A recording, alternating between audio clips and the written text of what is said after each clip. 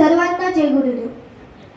किसी को गीता में ज्ञान ना मिला, किसी को कुरान में ईमान ना मिला, अरे उस बंदे को आसमान में रब क्या मिलेगा, जिसे इंसान में इंसान ना मिला, जिसे इंसान में इंसान ना मिला। सुसंस्काराची, मानवतेची, मानवी नीती मूल्याची गाथा ग्रामगीता व वंदनीय राष्ट्रसंत तुकडोजी महाराजांना वंदन करून त्यांच्याच विचारांचा वारसा लाभलेले उपस्थित मंडळींनो, मी स्मित भाग्यश्री सचिन भोयर आज तुमच्या समोर राष्ट्रसंत तुकडोजी महाराजांच्या काही पैलूंवर प्रकाश टाकण्याकरिता उभा आहे। तुका मने तोची संत सोसी जगाचे आघात, तन मन धनाने जे समाजासाठी झटतात, जगतात आणि वेळ पडला तर मरण सुद्धा पत्करतात ते असतात संत। जे राष्ट्रासाठी लिहितात, बोलतात, वाचतात आणि राष्ट्रासाठी मरण पत्करण्याची ज्यांना नसते खंत ते असतात राष्ट्रसंत। हे प्रार्थना गुरुदेव से यह स्वर्ग सम संसार हो, अति उच्चतम जीवन बने परमार्थमय व्यवहार हो, ना हम रहे अपने लिए हमको सभी से गर्ज है, गुरुदेव यह आशीष दे जो सोचने का फर्ज है।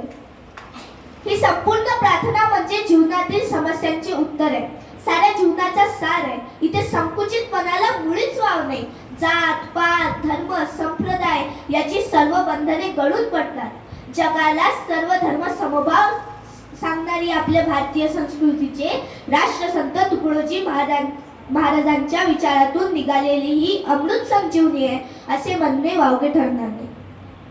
हजार असतील धर्म आमचे, हजार असतील धर्म आमच्या, लाख असतील जाती, पण ज्याच्यात मिसळायचं आहे ती एकच आहे माती, ती एकच आहे माती। सोडून साऱ्या जातीपाती आम्ही फक्त जोडू माणुसकीची नाती, आम्ही फक्त जोडू माणुसकीची नाती असा संदेश ते वारंवार आपल्या भजनातून लोकांना देत। ते म्हणत कशाला पंढरी जातो रे बाबा, कशाला काशी जातो असे म्हणत आपल्या गावालाच काशी पंढरी करण्याचा सल्ला ते देतात। मानवी जीवनात सुसंस्काराचे महत्त्व ओळखून त्यांनी प्रार्थनेच्या माध्यमातून सुसंस्कार जन्मांसाठी रुजवले। सुसंस्कार म्हणजे काय? संस्कार म्हणजे शिस्त, संस्कार म्हणजे मानवता, संस्कार म्हणजे थोड्या मोठ्यांचा आदर। सुसंस्कार म्हणजे काय? माझ्या शिवबा राजांना पहा, जिथे मस्तक नतमस्तक झाल्याशिवाय राहत नाही अशा राष्ट्रमाता राजमाता जिजाऊंच्या सुसंस्काराच्या मुशीतून त्यांनी मराठी स्वाभिमानी स्वराज्याचे निर्माण केले। 18 पगड जातीचे, 12 बरुतेदारांचे, शेतकऱ्यांच्या स्त्रियांच्या आधार असणाऱ्या या सुसंस्काराची पायाभरणी मा जिजाऊंनी आपल्या शिवबात केल्याचा पदोपदी अनुभव येतो। सुसंस्कार म्हणजे काय?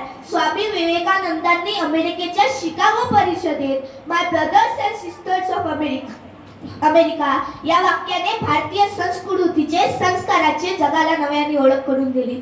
सुसंस्कार म्हणजे काय? एकदा तरी श्यामची आई हे पुस्तक वाचून अनुभव घ्यावा। आणि सुसंस्कार म्हणजे या महाराष्ट्राला जो समृद्ध संतांचा वारसा लाभलाय ना, ती म्हणजे सुसंस्काराची खाण नाही। आज गावागावात पंथ, संप्रदाय, राजकारण, धर्मकारण यामुळे सतत याची अडव त्याची जिरव, त्याची जिरव याची अडव आणि पैशावाल्याची पालखी खांद्यावर मिळव यामुळे सुसंस्कार रसातळायला जातात। समाजात जर सुसंस्काराचे देणे कमी पडले तर आमच्या ताईवर दिनदोळ्या अत्याचार होतो।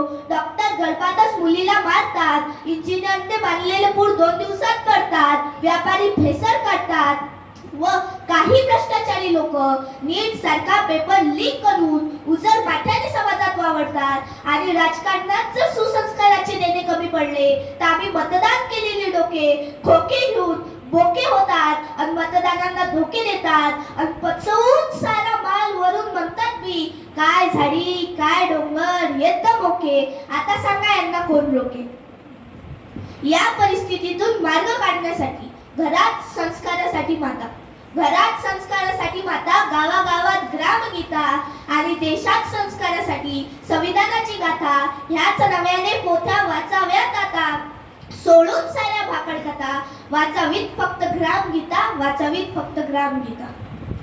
क्रांतिकारकाच्या रक्ताच्या थेंबाथेंबातून, अनेकांच्या त्यागातून, नेत्यांच्या बलिदानातून या देशाला स्वातंत्र्य मिळाले, पण तेवढे सहज नव्हते। या स्वातंत्र्याची पायाभरणी काढण्याचे काम ज्यांनी केले त्यामध्ये राष्ट्रसंत तुकडोजी महाराजांनी सुद्धा समाजसेवा ते देशसेवा आणि देशसेवा ते मानवसेवा असा प्रवास करत भजन कीर्तनाच्या माध्यमातून बैकार ना बैठो नौजवानो कुछ ना कुछ किया करो असा म्हणत तरुणांना पराक्रमाचा कर्तव्याचा नवा मूलमंत्र दिला. नागपंचमीच्या दिवशी 16 ऑगस्ट 1942 रोजी विदर्भातील काही जिल्ह्यात स्वातंत्र्य लढा वंदनीय राष्ट्रसंत तुकडोजी महाराजांच्या प्रेरणेने लढला गेला. महात्मा गांधींच्या भारत छोडो या लढ्यात विदर्भातून धगधगता व प्रखर निखळ देण्याचे काम राष्ट्रसंत तुकडोजी महाराजांनी केले. 1942च्या भारत स्वातंत्र्य संग्रामात अभूतपूर्व असा रंग भरला. बासरी सोडून द्या बना सुदर्शनकारी असा संदेश ते देत होते. अब काहे को धूम मचाते हो या भजनातून इंग्रजांना इशारा देत महाराज म्हणाले, झाड झडवले शस्त्र बनेंगी, भक्त बनेगी सेना, पत्थर सारे बॉम्ब बनेंगी, नाव लगेगी किनारे, नाव लगेगी किनारे.